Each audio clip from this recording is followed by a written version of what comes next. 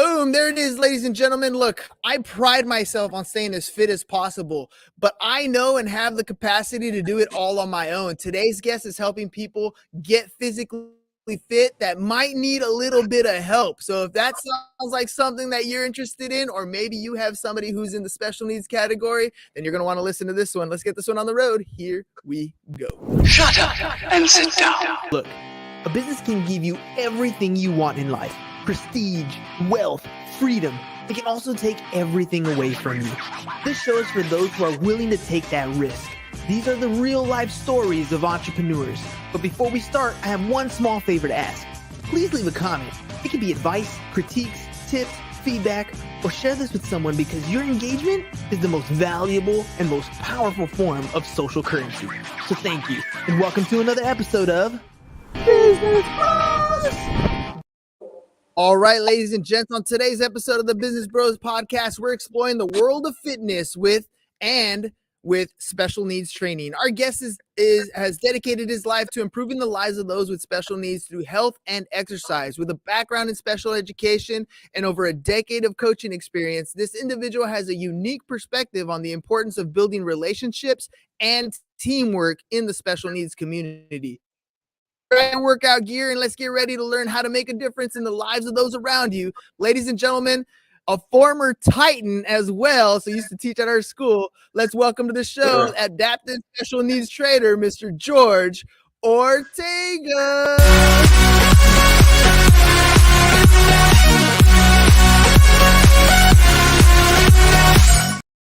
All right, my friend, welcome to the program.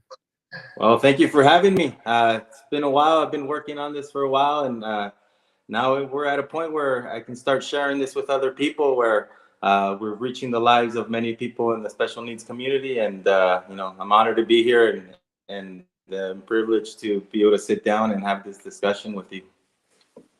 Man, let me share a little bit of background for me. I've never had to personally deal with any ever around it. Has been in school because of our special needs program here. So every once in a while I would cover a class, something like that. And then about 3 years ago, I had a nephew born with Down syndrome. And it's been like eye-opening to see a whole different world of somebody who requires special attention. But at the same time, the love that they have, like the way they project the emotions is it's completely different. Tell me about how you got into this space. How did you find this as your passion, as your journey? Well, actually, it was something that I was born into, in a way where when I was born, growing up, I had an uncle with special needs, and he lived primarily with us when I was growing up in elementary, middle school, high school, and that kind of was like the world that I was brought into. So it wasn't something that that I had encountered on my own. It's something that that's been a part of my life since I was born. And growing up in middle school, one of my older brothers was a special ed teacher as well, and in middle school, I was his aide. One of my classes was to be an aide. And then when I went over to high school, my older brother also went to the same high school and had a special ed class there. And then I was his aide at Montgomery High School. So, and then when I was growing up, when I started working with the population, and not just because of my family member, but with other kids that were my peers. Growing up in high school, I started taking courses. I took a course for adaptive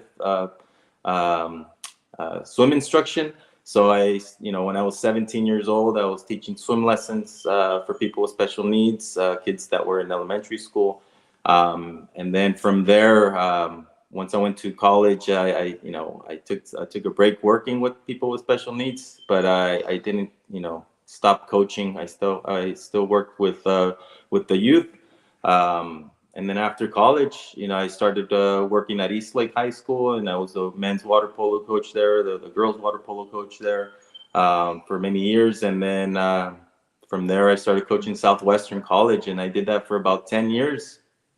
And then over time, When I, started working longer and longer, more years at East Lake High School, working with the special needs classroom as a special ed teacher, and then coaching. Over time, I just started seeing a lot of my ex-students in the community, and for me to be able to, to start working in this field, I just combined what I do with coaching water polo, coaching, the youth, and then my teaching with the special needs community. I decided to combine those two things and start working with special needs students now in the fitness field. And then, and I ended up leaving coaching. I stopped teaching at the school, and this passion in a way just was something that's always been instilled in me.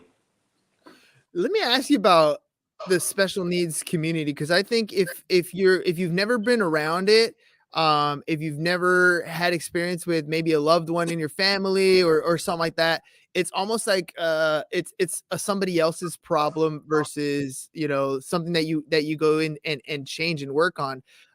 When you're bringing awareness to the community about how people can help, what is that type of thing? What can we do as we go through our normal everyday life to be able to kind of give back to this kind of community outreach? Like, what are the things that a regular community member can do? Well, one of the things that we always talk about with special needs is the form is the big term as far as inclusion, right?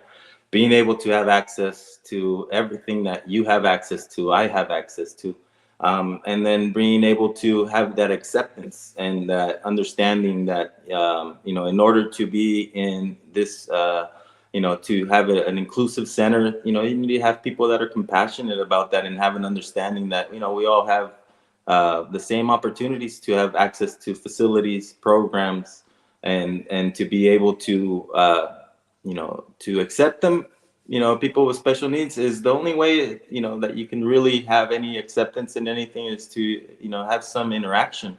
We're not talking about having going up to people with special needs and just starting conversations or starting to being able to have a relationship, but more than anything, I think anywhere where we are in our, in our spaces, where we are outside of school or outside of work, there's places where we encounter people with special needs, and sometimes you can't even tell, right? You can't even tell if somebody has special needs. Usually, you can tell if somebody has Down syndrome, or you can tell when somebody has some, you know, uh, when you're out there and they start speaking to you, then you can start, okay, this person's, there's somebody with special needs, or but other than that, a lot of people with for example, autism, on the surface they look just like you and I, and then once that interaction happens, or once you see an interaction between them and a loved one or whoever they're with, and then you start understanding, okay, this person has special needs. But for me, like, those are the, you routinely see the same people out in the community, but a simple hello, can be something where you can be a good gesture of acceptance, because a lot of times people with special needs or in this community it's difficult for them to initiate interactions, initiate conversations. And so a lot of people, if you notice, if you have any interactions with people with special needs, sometimes the discussion is always the same, right? Sometimes the discussion or the questions they ask are always the same questions that they ask, or they'll repeat themselves.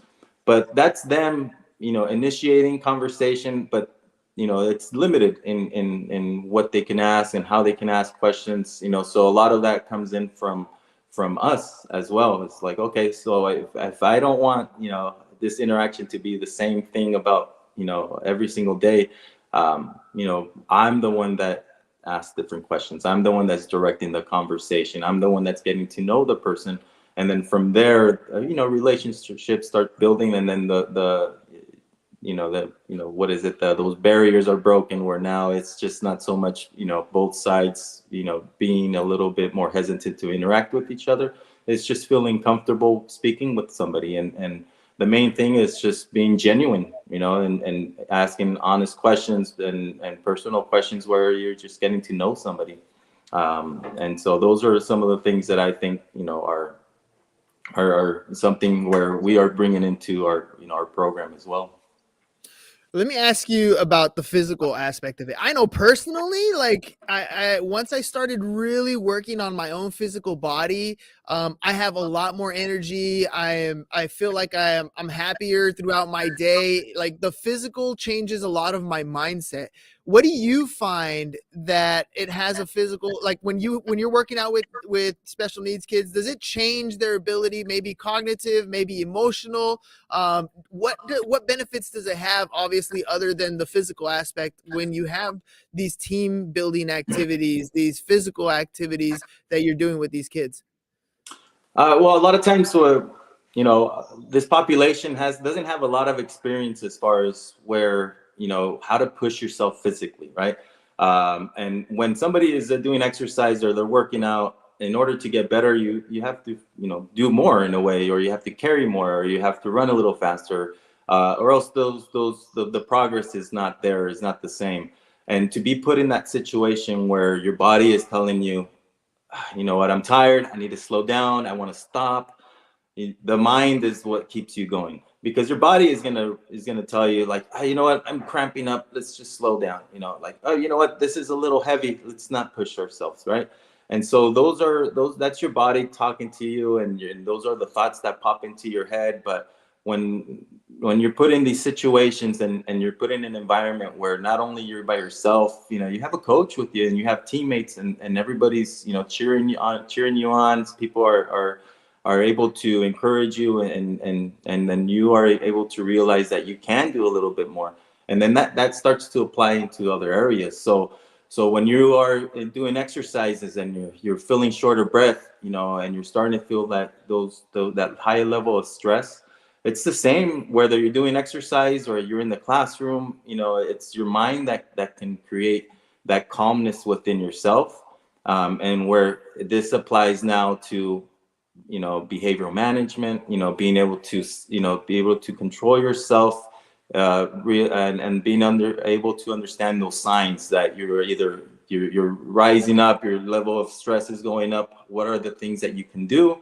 in order to calm yourself down and to be able to go through this situation without being able to like have a breakdown or quit? Those are the things that keep you going.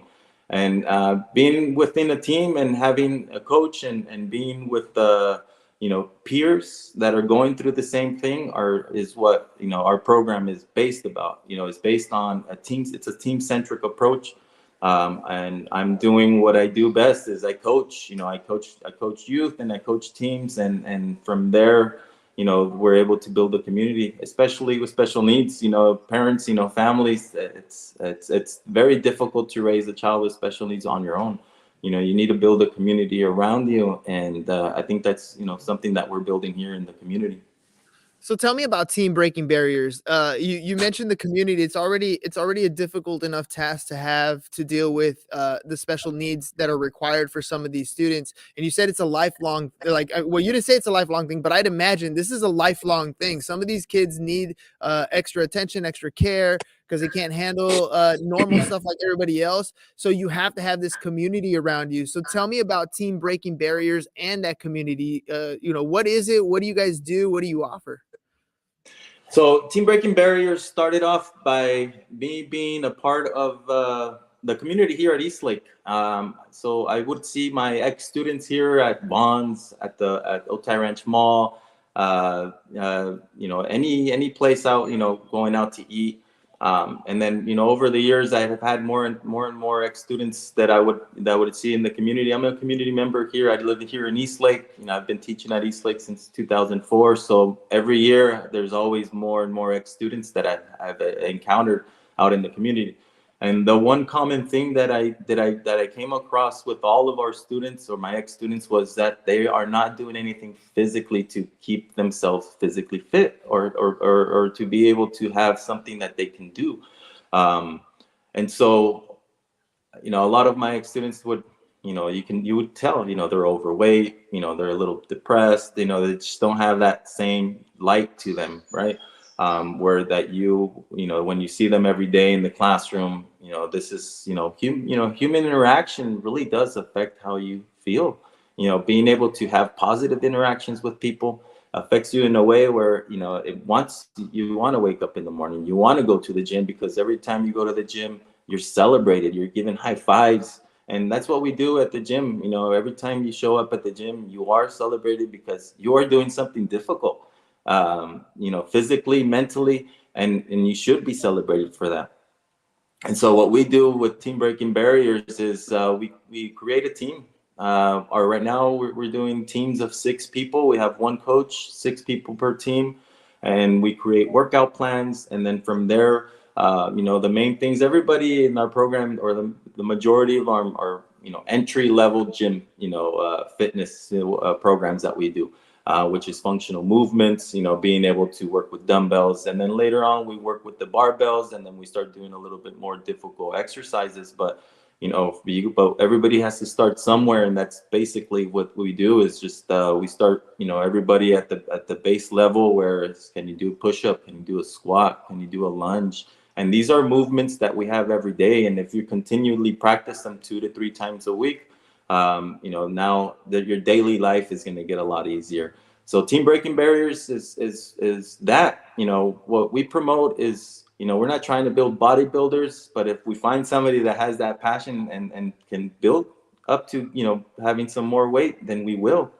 But the thing is, what we try to do, and the main thing of our program is, we want to give people an opportunity to have an active lifestyle, to be able to get out of the house, to be surrounded by people that are going to support you and push you and bring the best out of you.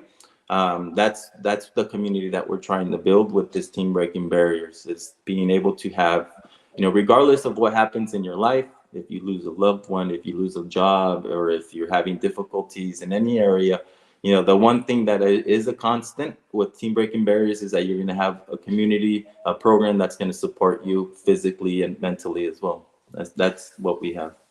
You guys are their accountability partners. It is so difficult for people to start training to do things that they haven't really done before. And you mentioned the obvious reasons why, because it starts to feel a little sore. You get a little tired. It's a little cold outside. You find any excuse to not go.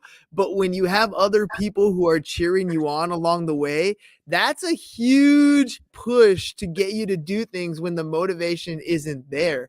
So how do people get involved, as far as like if they have kids with special needs, or they want to get involved in this sort of program? What's that process like? How is it, like a wait list? Is there certain times when they can contact and reach out?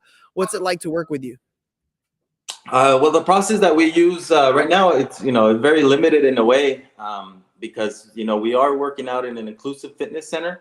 So our gym that we work out is here in Eastlake. It's called San Diego Strength and Wellness. It's a very nice gym. It's been around in the Eastlake area for since 2012. So we're partnered up with a gym that's well established here in the community, with a gym that has provided the community with health and fitness for a long time. And it's a program that survived the pandemic. It's a business that survived the pandemic, especially the fitness industry, where people weren't allowed to go to the gyms, and you had to come up with creative ways in order to be able to survive the pandemic. And for us to be able to partner with the gym like San Diego Strength and Wellness it's been a blessing, because not only do we know that they're going to survive and they're going to be around in the community, their goal is the same as ours, is to serve. And so for us to serve the community here in Eastlake, it's been a pleasure, and it's been a blessing for us to have a partner with San Diego Strength and Wellness. It's, if you look around, if you go to any other gym, Planet Fitness, 24-hour fitness, there's no programs that cater to this population. There's no other gyms here, at least in the Chula Vista area, San Diego area, that you can find that has a program like ours, instilled or partnered up with one of the a community gym that caters to this population.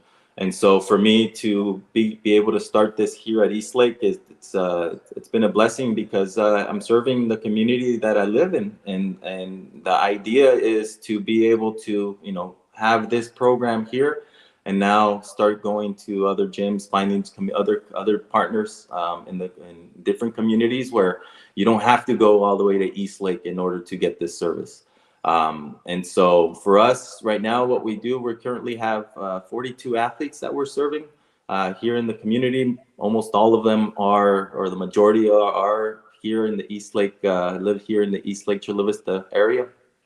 Because if you're living somewhere closer to the 5, just to get all the way over here takes 30 minutes now, and if you live by Imperial Beach, it's going to take you like 45 minutes to get over here. And so we are, I do know that we are like almost at the very east of East Lake.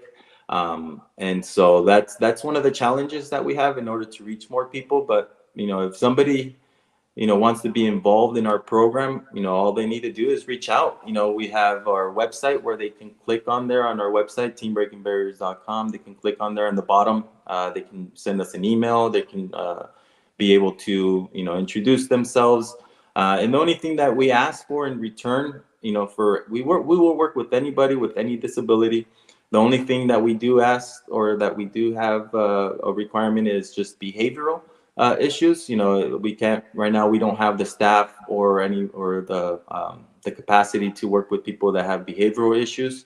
And then the other part is that can you be within a group of 6 to 1? So it's 6 athletes, 1 coach, and if you have somebody that's not going to be running away on us, or that can stay within the group, then everybody works at their own pace and we'll grow them. The idea for us is to meet every athlete at their current ability level, and then from there build a library of exercises that they can do, and then make our progressions and make some regressions if we need to. But the thing is, it's just finding where they are now and then being able to grow them from that starting point.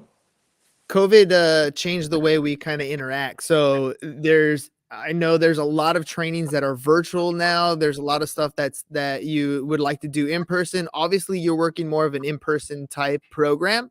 But if you could like wave a magic wand and kind of get the tools that you need to be where you want to be as an organization, what are some of those things that you're looking for today that people are like, oh, I have that, I could definitely help with that, or I can give this so much time, or I can donate this location center? Like, what are the things that you're looking for right now to really help your organization kind of get to that next level?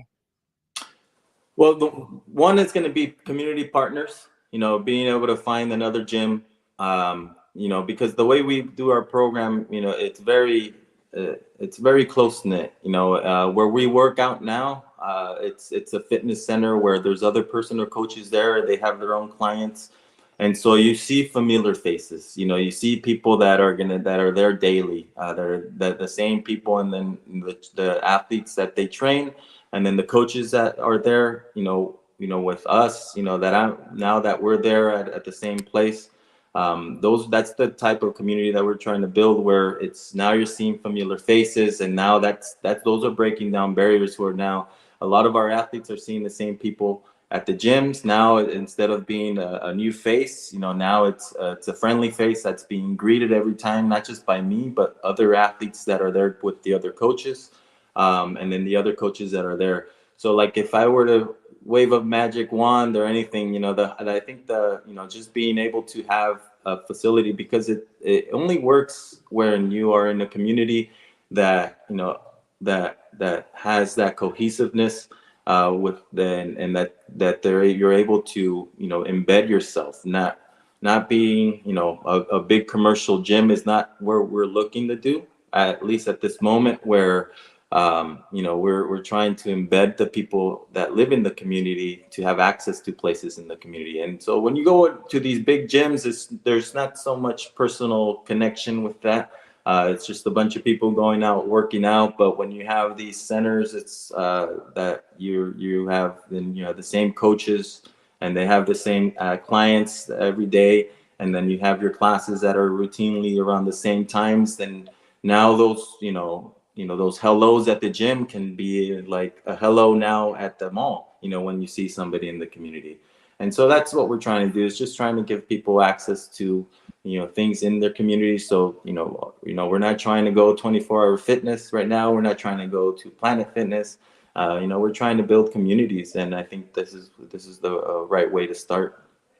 Obviously, in programs like this, funding can also be an issue to help grow organizations. What's the funding situation like for you guys as far as growth, or for people to come on board, whether it's volunteer staffing, paid staffing, or even kids that want to come on board to be clientele? So right now, we are, there's, the majority of our athletes are paying this privately. Families are paying this privately, but right now we're trying to get some support from the local regional centers. People with disabilities have access to what is called the San Diego Regional Center. The regional center is an agency that helps people get access to services that help, to improve their lives, or to give them services like the speech, OT, and then other therapeutic services. The only thing is our service it's still not completely been accepted yet. Because there's so many services like employment. You can get a job coach, but good luck trying to get a health coach. And so when you start looking into the industry, as far as there's a lot of programs to help people for employment, and people with disabilities have the highest rate of unemployment, which is something that needs to be addressed. But also, if you start looking at the physical aspects, diabetes, overweight, depression, there's a variety of different categories that people with disabilities are at risk to as well. And so for me right now, my next fight, or my next project, is to get this program funded through agencies that are receiving money from the state. Why wouldn't we help people get healthier? And if there's programs available to them, and right now there's not many programs that create this active lifestyle, that create this community of exercise, of movement, of being able to have peers, friends. So we do combine a lot of our physical activities with being able to create meaningful relationships. And so that's where the team-centric approach is vital for this program, and keeping people and being able to have them continually come and encourage them is by creating meaningful relationships with your with your peers or the athletes in the team. Some of my closest friends today were my water polo teammates when I was growing up.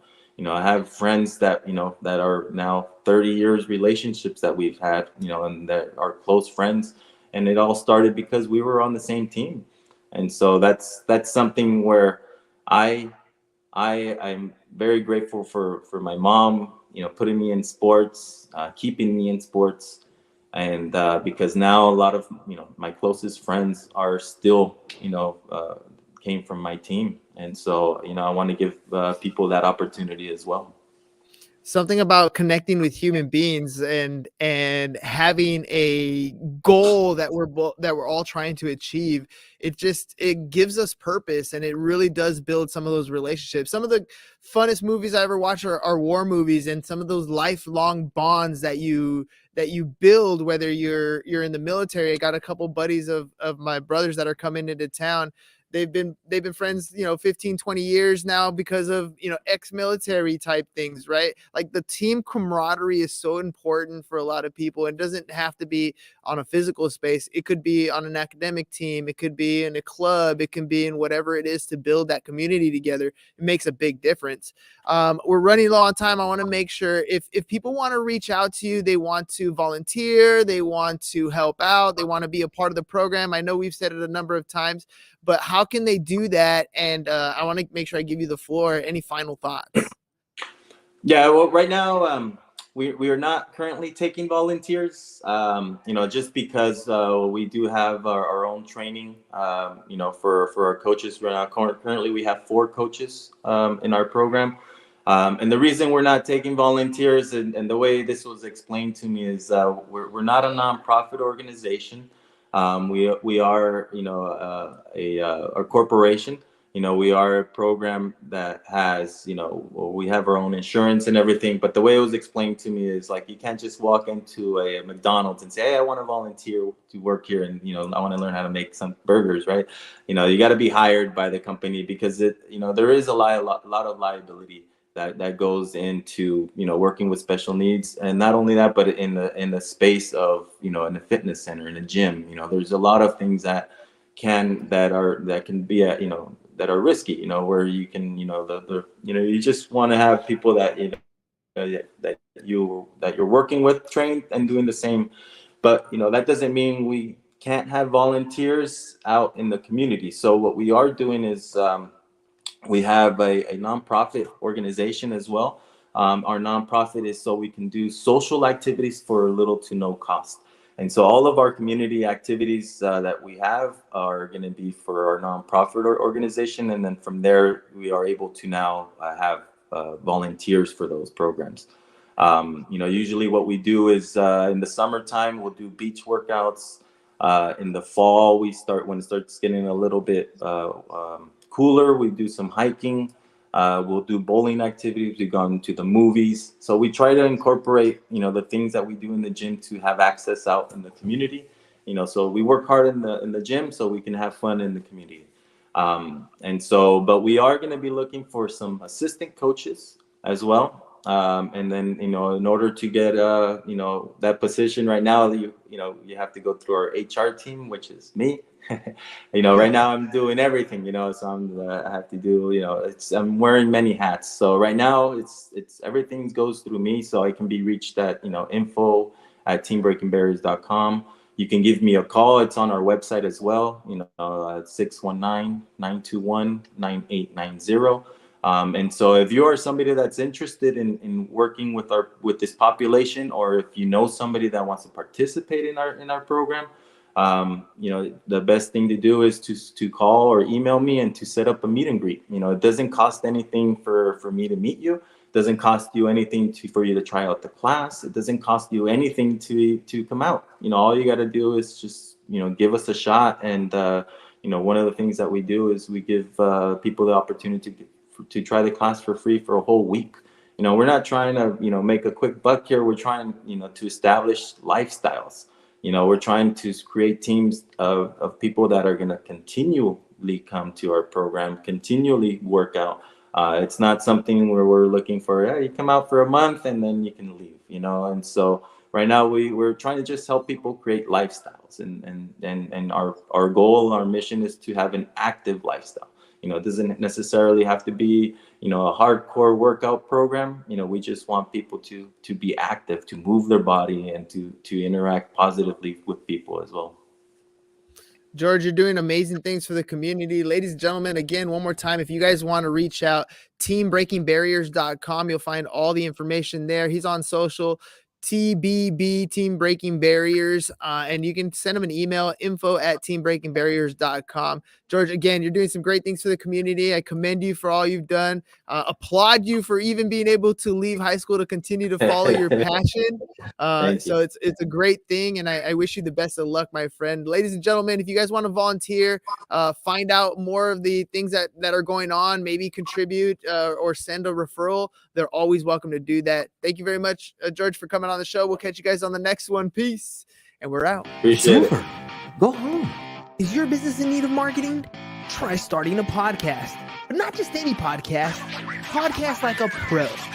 We can show you how to take your business from being invisible to becoming a brand people trust.